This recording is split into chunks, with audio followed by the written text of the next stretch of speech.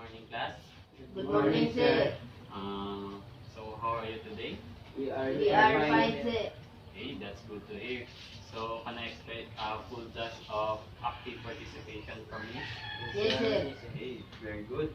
So before we all start, let us first ask the guidance from Almighty God, and let us enlighten our mind to completely understand our topic for today. So Mr. Uh, Edward John, may you please lead the prayer? In the Father, the Son, and the Holy Spirit. Amen. Our Father, who art in heaven, holy be thy name. Thy kingdom come, thy will be done on earth as it is in heaven. Give us this day our daily bread. Forgive us our trespasses, as we forgive those who trespass against us. And lead us not into temptation, but deliver us from evil. In the name of the Father, the Son, and the Holy Spirit. Amen. Okay. I would like to request everyone to please arrange your chairs properly, and please make sure that there are no crashes. Okay. Right. So let me check your attendance first. If I call on your name, please say present. Edward John, Present, sir. Eric John, Present, sir. Luis Gerard. Present, sir. Okay, I think everyone is present. So to start our class, let us have our first activity for today. So I will divide you into two groups. So group A and group B. Each group will be given a jumbled letters. Then as I say go, everyone should participate to arrange and figure out the word. The group who could figure out the correct word wins. Okay, so this is the jumbled letters.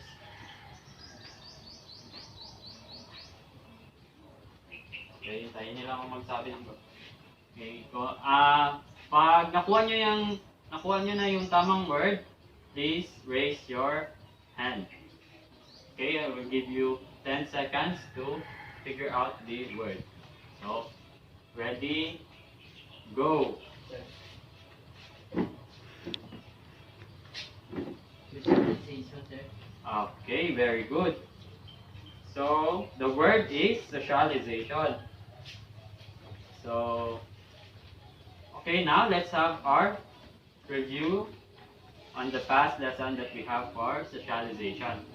So, who could define socialization, Luis?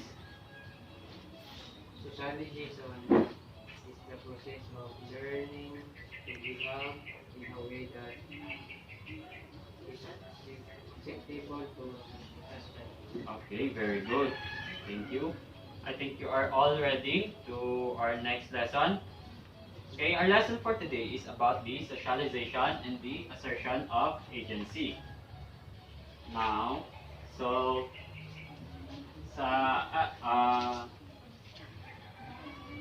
primary socialization, it is clear in the discussion of Med's analysis of emergence of the self that socialization is not a one-way process in which the potential members of the society are indoctrinated to follow rules and norms of the society. So, socialization daw is not a one-way process. So, hindi siya yung halimbawa kung ang isang komunidad ay nagpatupad ng isang rule, hindi siya talaga nangangahulugan na agad-agad itong nasusunod o talaga ba siyang sinusunod. So, yun ang socialization, hindi siya one-way process. So, according naman kay Erving Goffman, the father of dramaturgical sociology, ang socialization daw has two kinds. May dalawang uri daw ang socialization. So, ito ay ang primary socialization and secondary socialization. So, si primary socialization refers to the molding of the members according to the rules and norms of the group. So, si primary socialization ay tumutukoy sa pag-develop na sa isang tao ayon sa pamantayan o patakaran sa isang grupo. Next is secondary socialization. Refers to any habitual arrangement by which a member of our organization employs unauthorized means or obtains unauthorized ends, or both. thus getting around the organization's assumption as to what he or she should do and get, and hence what he or she should be. So sa secondary socialization naman, ito ang secondary socialization, ang secondary adjustment kung sa ibang term is ito ay ang paggamit ng maling pamamaraan para makuha lang ang kagustuhan o ang isang bagay. Like for example, pag pinawalis ka ng magulang mo sa kwarto mo but then naglalaro ka pa ng ML. So syempre minsan pag-rank, importante talaga yun sa mga pag-rank game sa ML. So ang ginawa mo is sinunod mo yung utos ng magulang mo na walisin yung dumi, but then ang ginawa mo, binalis mo siya sa ilalim ng, pinasok mo na sa ilalim ng kama mo. So yun ang secondary socialization. Sinunod mo yung utos ng mama mo, but then gumawa ka ng maling paraan para sundin yung utos niya. So next is, dito naman tayo kay resistance. Resistance characterized as rebellious attitudes of people towards norms and rules. So, resistance ay isang act ng paglaban, pagtanggi o di pag-accept sa rules at norms. Okay, sabi pa nga dito, whenever there is power, there is resistance. So, ibig sabihin, hindi talaga completely nasusunod ang rules at norms sa isang komunidad. Meron talagang sasalungat, capable o di susunod sa rules at norms na inimpose sa isang komunidad. Okay. So next is moral panics. Moral panics are social currents that mobilize the majority of the people to condemn certain acts and groups that are considered to be threats to social order. So research shows that fear of increasing crime rates and everything that's new and people think as threat to the society are often causes of moral panics. So sa panahon ngayon, yung usual na nagpo-cause ng moral panics ay yung mga nakikita natin sa social media like Facebook. So like for example, yung nakikita nyo ngayon sa social media, sa mga Facebook na yung vaccine daw after 2 years meron ng side effect. So, yun ang nagpa-cause ng moral panics. So, proceed tayo kay deviance. Deviance encompasses a variety of forms of human conduct that have been defined or reacted to be members of society. So, ang deviance ito ay acts or behaviors na labag sa rules at norms ng society. So, for example, drug use, abortion, so yun ang mga example ng deviance. So next is the sociology of deviance. Sociology of deviance is the study of social forces and processes involved in formulation of such evaluative standards, violation of those standards, and reactions to such violations. O ang sociology of deviance ay pag-aaral sa actions and behaviors na lumalabag at nakakasira sa tuntunin at kaugalian ng lipunan.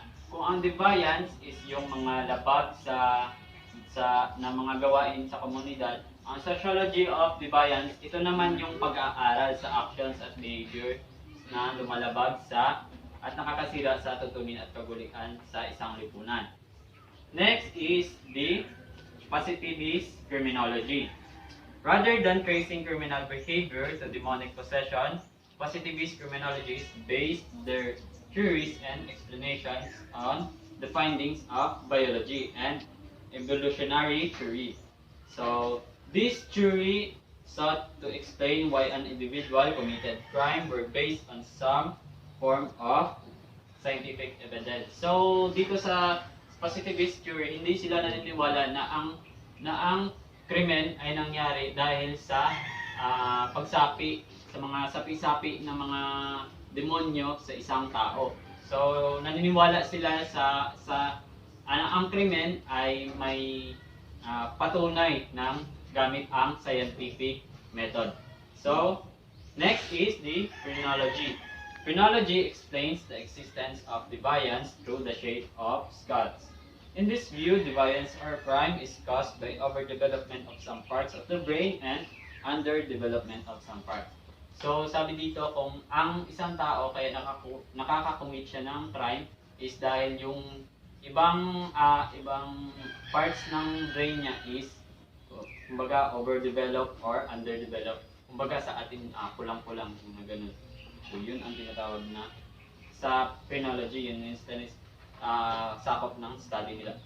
Next is the social constructionism.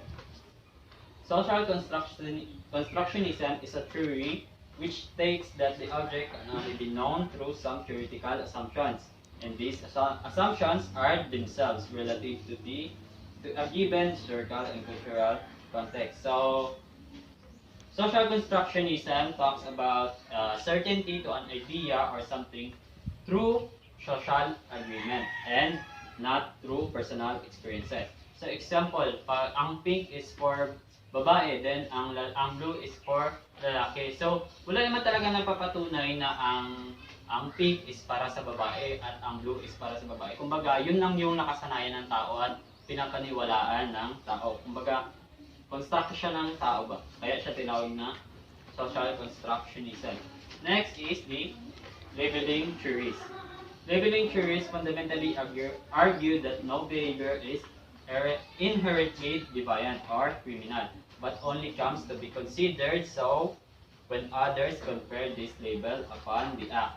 In some definition, labeling theories refers to the theory of social behavior, which states that the behavior of human being is influenced significantly by the way other members in the society label them. So, ang labeling theory ay nagpapaliwanag ng isang matinding paghuhusga sa isang individual, sa isang grupo o lipunan. So, halimbawa na lang, si Jay, isang kilalang mayaman sa kanilang lugar. Tapos, ngunit nung minsan na masangkot ang kanyang mga magulang sa isang nakawan, ay nagbago na ang tingin ng mga tao sa kanila. At madalas na silang tinatawag na magnanakaw. Lalo-lalo na si Jay na binansagan na anak ng magnanakaw. So, yun ay example ng labeling theory. Hindi porket na yung mama mo is yung halimbawa, yung kapatid mo or yung isa sa pamilya mo magnanakaw ka na din. So, pag ang isang tao is, kumbaga, sinabihan siya magnanakaw kasi yung nagnakaw yung mga magulang niya, yun ang tinatawag na labeling theory. Ang labeling theory ay maaaring mag-cause ng deviant act tulad ng pagpatay or pagpapakamatay. Yun. So, next is the social control. Social control is a central and important concept in sociology. The term was used to describe the processes societies develop for regulating themselves. So, ang social control ay isang pamaraan ng tao para makontrol o ma-maintain ang rules, law, and structure ng mga tao sa isang lipunan. So, isa sa example ng social control is yung kung may makikita kayong sign na no smoking, so yun siya ay example ng social control. So, next is the strain theory. Wait lang.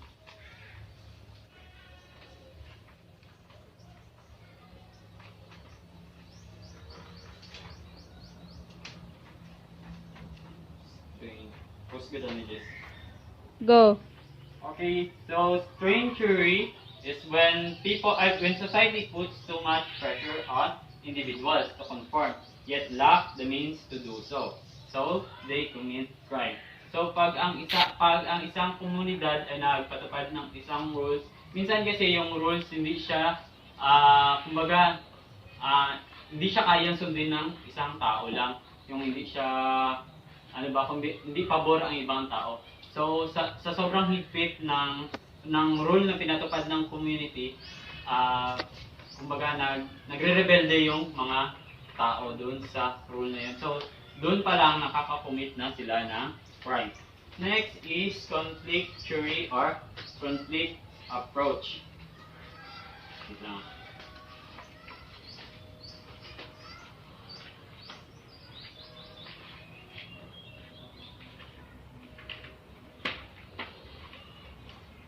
Conflict approach or conflict theory generally surrounds the idea that most struggles in the society happens because of conflict between different social classes or group. So sa conflict theory, kaya daw nagkakaroon ng conflict sa isang community dahil sa iba-iba sila ng grupo o iba-iba sila ng pinaniniwalaan or iba-iba sila ng interes. Halimbawa, pag ang kapatid mo gusto pag nanonood yan ng TV, gusto niya ng Cartoon Network. Tapos yung ikaw gusto mo ng Animax, yung anime yung gusto mo, or yung papa mo nanood ng news. Tapos yung kapatid mo gusto niya manood ng Nickelodeon. So yun, magkukos yun ng conflict sa dalawa, mag-aagawan sila ng remote at mag-aaway sila. So ganun din ang nangyayari sa society pag iba-iba tayo ng interest, nagkakaroon ng conflict. Minsan umaabot tayo dun sa punto na makakakomit tayo ng crime, which is Dibayan Act. Then, proceed tayo sa white collar crime. So, ang white collar crime is usually na crime siya na nakakomit ng mga taong may may posisyon sa gobyerno, ganun, or may mga posisyon sa mga company. So, ang crime na ito usually is yung mga bribery, mga pagnanakaw sa kaban ng bayan. So, yun yung white collar crime. Kaya siya tinawag na white collar crime kasi yung mga taong nagko-commit ng ganitong crime is yung yung form ng kanilang pananamit is white collar. Kumbaga, matataas yung posisyon nila. Next is sa hate crime. So, ano ba ang hate crime? Isa sa example ng hate crime, guys, is yung kumbaga, halimbawa sa ating mga Asian, tayo nakakaranas tayo ng hate crime sa ibang mga lahi. Tulad ng mga Americans, minsan ayaw nila sa mga Asian people. So, yun ay tawag na discrimination. So, minsan sa kadalasan sa mga lesbian, sa mga gays, sa mga PWD, nakakaranas din sila ng hate crime. Kumbaga discrimination. So, yun yung hate crime. So, cyber self. So, cyber self is an alternate self on the internet or cyberspace. So, example ng cyber self is yung Facebook account mo. Next is virtual self. So, virtual self is a state of being referring to a particular way of experiencing and interacting with the world, or a new form identity that is created by the use of emails, calls, social networking, text message, and videos. So, itong virtual self, yung tayo through internet, through calls, kung ano tayo dun sa use ng technology. So, next is the hybridization of the self. So, sa hybridization of the self, so ito yun siya yung the combination of two different groups or two different beliefs na halimbawa, pag ako, isa akong Pilipino, tapos nag-stay ako sa China ng isang buwan, may mga kaugalian ako na inherit galing China. So yun yung tinatawag na hybridization of the self. Next is localization. Ang localization, guys, is yung halimbawa ulit sa China. Halimbawa yung 'di ba tayo mga Pilipino hindi talaga tayo nag-celebrate ng Chinese New Year. But then ngayong panahon nagse-celebrate na tayo kasi dumarami na ang Chino. So usually talaga ang Chinese New Year ay pinagdiriwang sa China or ng mga Chinese. But then ngayon, parang nilocalize na natin siya. So yun ang tinatawag na localization. Then, life politics. So ang life politics, guys, is yung pagbabago ng sarili sa halimbawa, kung ikaw ngayon ay isang lalaki, kung gusto mong baguhin yung sarili mo, yun ang tinatawag na life politics. So, okay, that's all our discussion. So now we will proceed to our second activity. So our next activity is called charade. Do you know what charade is, guys? Ano na kabutang abe? So, are you familiar with the charade, guys? No, sir. Okay. So, each should choose their representative.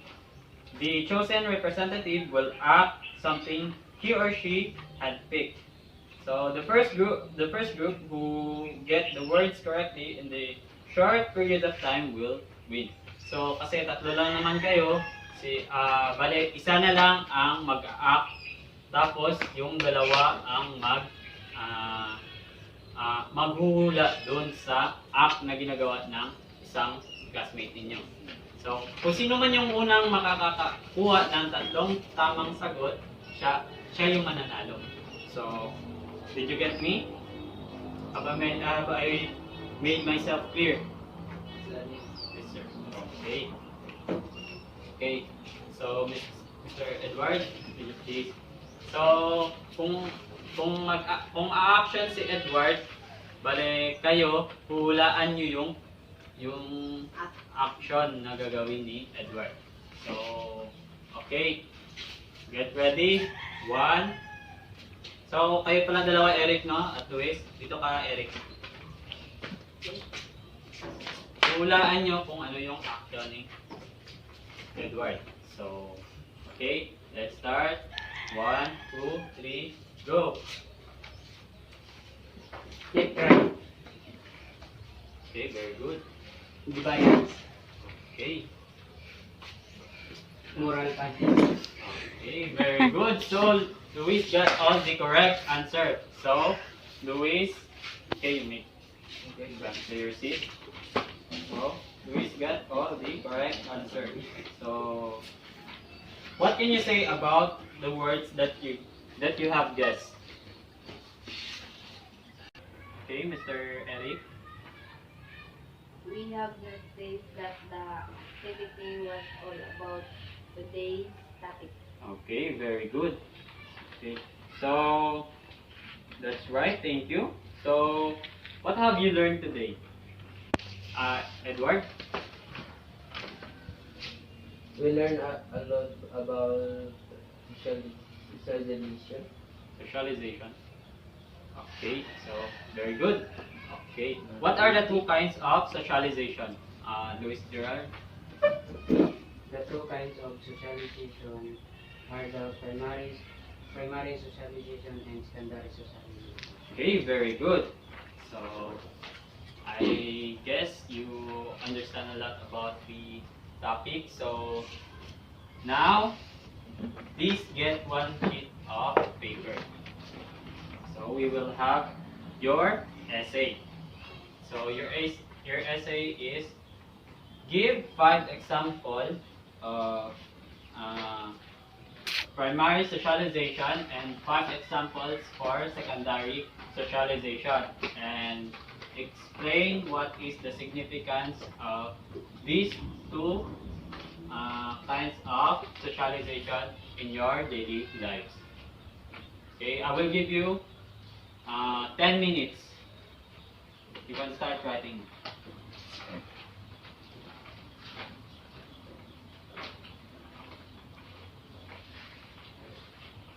Okay, that's enough. Pass all your papers.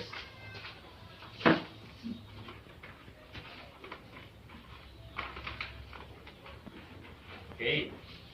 So, for your assignment, just read in advance to our next topic. So, okay, that's all for today. Goodbye and God bless. Okay.